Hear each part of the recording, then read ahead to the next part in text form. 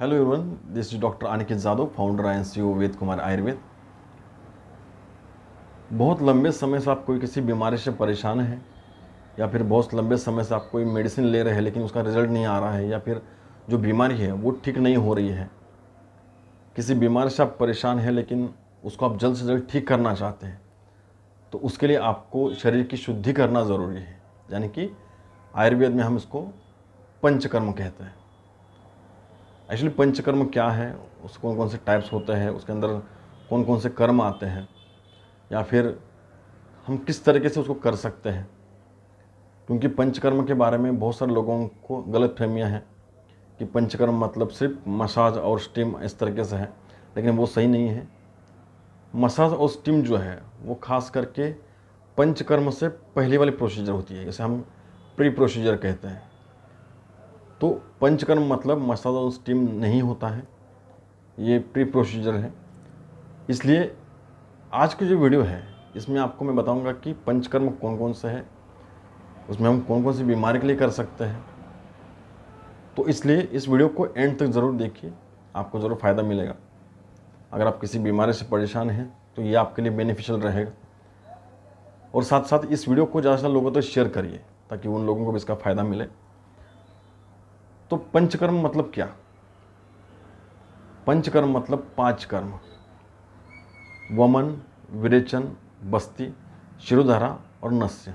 ये 5 होते हैं। ये जो 5 कर्म हैं ये खास करके जो 3 दोष है उनके अकॉर्डिंगली ही किए जाते हैं। पहले पंचकर्म से पहले कुछ बीमारी के बारे में जानना ज़रूरी है कि बीमारी किस तरीके से बनती है। मैं आपको हर वीडियो में बताता हूँ कि हर बीमारी के जो मेन कारण हैं वो खास करके हमारे जो शरीर के अंदर जो 3 दोष होते हैं, वात, पित्त और कफ। ये 3 दोष जो है इनके बिगड़ने से ही कोई भी बीमारी है वो बनती है। तो हमें पंचकर्म में क्या करना होता है कि शरीर के जो दोष जो है वो शरीर से ज़्यादा बढ़ गए हैं या फिर जो बिगड़ गए हैं उसको शरीर से बाहर निकालना है। आयुर्वेद के अंदर 2 टाइप की चिकित्सा बताई गई है, यानी कि ट्रीटमेंट बताई गई है। एक होती है शमन चिकित्सा, एक होती है शोधन चिकित्सा। शमन चिकित्सा में सिर्फ और सिर्फ मेडिसिन के थ्रू जो बीमारी है उसको ठीक करते हैं। शोधन चिकित्सा जो है उसके अंदर शरीर की शुद्धि की जाती है। पहले जो शरीर के अंदर के जो 3 दोष है जो बिगड़ गए हैं या फिर जो बढ़ गए हैं उसको शरीर से डायरेक्टली बाहर निकाला जाता है ताकि इमीडिएटली वो बैलेंस में आ जाए, और जो मेडिसिन है उसके थ्रू आपकी जो बीमारी ऑलरेडी हो चुकी है उसको हम ठीक कर सकते हैं। तो शोधन चिकित्सा जो है वो बहुत ही खास होती है। मान लीजिए किसी को बहुत सारे दिन से बीमारी चल रही है लेकिन वो ठीक नहीं हो रही है, बहुत सारे मेडिसिन ले रहे हैं, क्योंकि हमारे खान पान के कारण से या फिर कुछ ना कुछ अपत्य होने के कारण से जो दोष है वो कम नहीं होते हैं और ज़्यादा बढ़ जाते हैं। इस कारण से बीमारी जो है वो ठीक नहीं हो पाती है। बहुत सारे मेडिसिन लेने के बाद भी जो बीमारी है वो ठीक नहीं हो रही है। तो इसके लिए सबसे बेस्ट उपाय होता है शरीर की शुद्धि करना। एक छोटा सा एग्जाम्पल आप ले सकते हैं। अगर आप 2 व्हीलर लेंगे तो 1 साल के अंदर कम से कम 3 बार आपको सर्विसिंग करनी पड़ती है। सर्विसिंग क्यों करते हैं?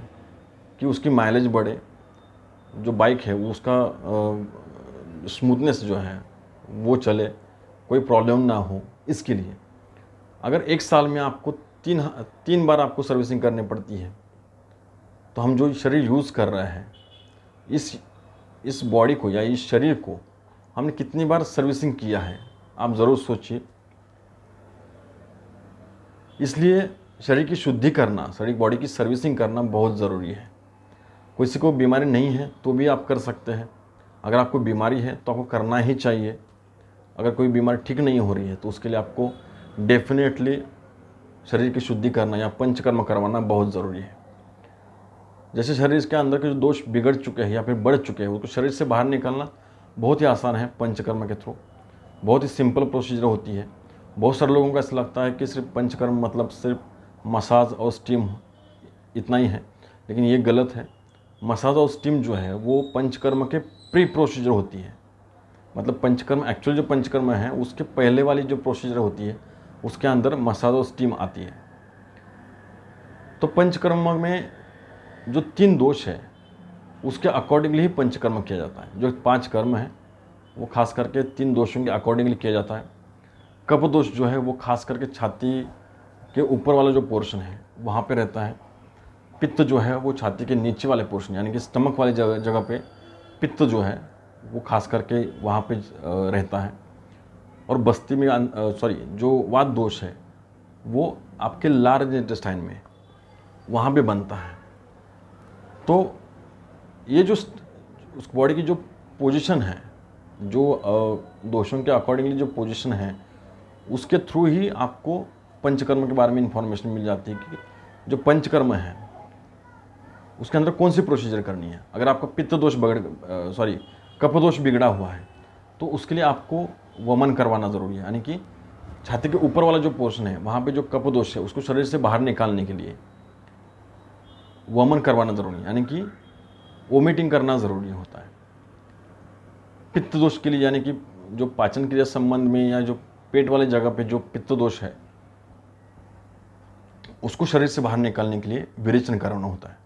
विरेचन मतलब कि लूज मोशन हो जाते हैं उसके अंदर। वात दोष के लिए बस्ती होती है, यानी कि एनीमा होता है। जो वात दोष के लिए जो बिगड़ा हुआ वात दोष है उसको ठीक करने के लिए या फिर जो बढ़ चुका है उसको बैलेंस में लाने के लिए आपको बस्ती की जाती है। उसके अंदर फिर 2 टाइप्स होते हैं, एक काढ़े का बस्ती होता है, एक ऑयल का बस्ती होता है, यानी कि एनीमा होता है। शिरोधारा जो है वो खास करके ब्रेन से संबंधित कोई परेशानी है, बालों के संबंधित कोई परेशानी है या फिर साइकोलॉजिकल कोई प्रॉब्लम्स हैं, उसके लिए आपको शिरोधारा करना ज़रूरी है। इसके अलावा नस्य जो है 5 नंबर वाला जो पंचकर्म का जो 5 नंबर वाला कर्म है वो नस्य होता है। ब्रेन से संबंधित कोई परेशानी है, थ्रोट से संबंधित कोई परेशानी है या फिर थायराइड हो गया या फिर इसके अलावा सर्दी जुकाम वगैरह बार बार होता है। बहुत सारे लोगों को छींकें आती है सर्दी के टाइम पे या फिर कभी कभी गर्मी के टाइम पे भी आपको बहुत सारे लोगों को सर्दी आती है, छींकें आती है, उसके बाद सर्दी स्टार्ट हो जाती है। तो उस कंडीशन में आप नस्य कर सकते हैं।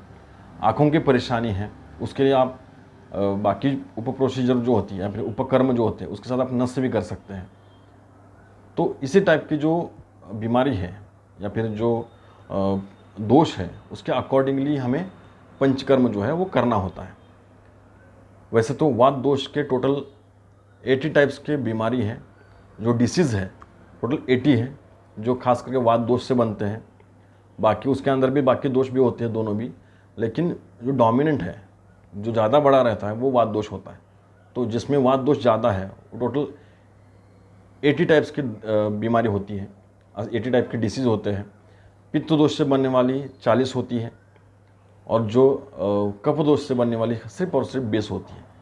लेकिन 20 जो है बहुत ही बोल सकते हैं हम इसको डिफ़िकल्ट होता है, थोड़ा समय लगता है उसको ठीक होने के लिए, क्योंकि जो कफ दोष है उसको ठीक करना बहुत ही ज़रूरी होता है। क्योंकि एक प्रकार से आम के जैसा बनता है। बहुत सारे लोगों को पित्त दोष के कारण या कफ दोष के कारण से जॉइंट पेन होना स्टार्ट हो जाता है, आम वात होता है।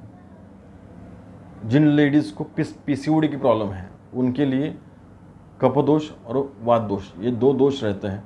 जब हम पीसीओडी का नेक्स्ट वीडियो जब हम पीसीओडी के बारे में बताएंगे उसके बारे में आपको डिस्कस करेंगे, उसमें मैं फिर से बताऊंगा कौन कौन से दोष होते हैं उसके अंदर।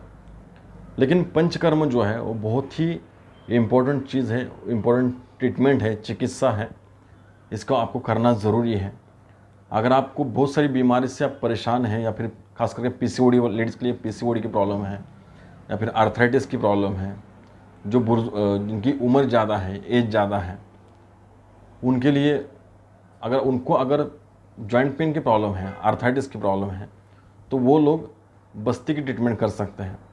पाचन संबंधी वाली कोई परेशानी है, पाइल्स की शिकायत है या फिर बवासीर की शिकायत है या फिर फिशर की प्रॉब्लम है, जॉइंटिस की प्रॉब्लम हो चुकी है पहले, या फिर बार बार पेट खराब होता है और उसके कारण से आपको कोई दूसरी पेट परेशानी हो चुकी है या फिर कोई दूसरी बीमारी हो चुकी है, उसके लिए आपको विरेचन करवाना ज़रूरी है। बालों के लिए, साइकोलॉजी प्रॉब्लम के लिए, खास करके स्किन की जो है फेस की जो स्किन है उसके अंदर ग्लो लाने के लिए भी आप नस्य और शिरोधारा, ये दोनों भी कर सकते हैं। तो इस टाइप से आपको समझना ज़रूरी है कि आपकी जो परेशानी है, जो बीमारी है, उसको ठीक करने के लिए हमें कौन से कर्म करने की ज़रूरत है। लेकिन अगर आपको पाचन संबंधी कोई परेशानी है तो डेफिनेटली आपको विरेचन साथ साथ बस्ती करवाना बहुत ज़रूरी है, क्योंकि विरेचन के बाद थोड़ा सा ड्राइनेस आ जाता है स्टमक के अंदर या फिर इंटेस्टाइन के अंदर, तो वात दोष थोड़ा सा बढ़ सकता है। तो उसके लिए विरेचन के बाद आप बस्ती कर सकते हैं, तो आपके शरीर की शुद्धि भी हो जाती है, जो दोष है वो भी ठीक हो जाते हैं। एक केस के बारे में आपको डिस्कस करूंगा ज़रूर से।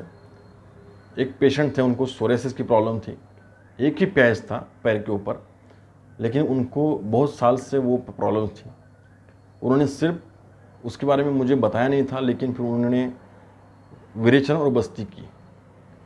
वो प्रोसीजर होने के बाद 15 दिन के बाद वो मेरे पास आए थे और उन्होंने मेरा फीडबैक बताया कि जो मेरा सोरेसिस था वो कम्प्लीटली ठीक हो चुका है और जो उसका जो स्किन का कलर है वो पूरा का पूरा नॉर्मल हो चुका है। जिन लोगों को आर्टिकेरिया की प्रॉब्लम है या फिर स्किन संबंधी कोई परेशानी है तो डेफिनेटली वो विरेचन करवा सकते हैं, उनको बेनिफिट ज़रूर मिलेगा। पीसीओडी के बारे में मैं अगले वीडियो में बताऊंगा, ज़रूर बताऊंगा, और वो खास करके मिस मत करिए। इसलिए चैनल को ज़रूर सब्सक्राइब करिए, बेल आइकन को प्रेस करिए, ताकि जो आने वाली वीडियोज़ हैं उसको आपको नोटिफिकेशन मिलता रहेगा। मैं कोशिश करूंगा कि नेक्स्ट वीडियो से जब हम लोग बनाएंगे तो लाइव आने की कोशिश करूंगा, ताकि बहुत सारे लोगों को अपनी जो प्रॉब्लम है वो हमसे डिस्कस कर सकेंगे लाइव सेशन में। तो वहाँ पे आप अपने कमेंट जो है वो आप कमेंट बॉक्स में लिख सकते हैं, आपकी जो बीमारी के बारे में आप कमेंट बॉक्स में लिख सकते हैं। वहाँ पे ऑन द स्पॉट आपको मैं कुछ उपाय बताऊंगा, कुछ मेडिसिन के नाम भी बता दूंगा, आप उसको ज़रूर करिए। अगर आप पर्सनल कंसल्टेशन लेना चाहते हैं तो हमारा जो स्क्रीन का नंबर चल रहा है, इस नंबर पे कॉल करके अपनी अपॉइंटमेंट बुक करिए। क्लिनिक का एड्रेस और अपॉइंटमेंट नंबर आपको डिस्क्रिप्शन बॉक्स में मिल जाएगा। तो आज के लिए इतना ही। पंचकर्म के बारे में आपको इन्फॉर्मेशन कैसी लगी? अगर आपको और कुछ डाउट्स हैं तो आप ज़रूर कमेंट बॉक्स में ज़रूर लिखिए, मैं उसका आंसर जो है नेक्स्ट वीडियो में ज़रूर से बताऊंगा उसके बारे में। तो आज के लिए इतना ही, नेक्स्ट वीडियो में बहुत जल्द मिलेंगे। Thank you.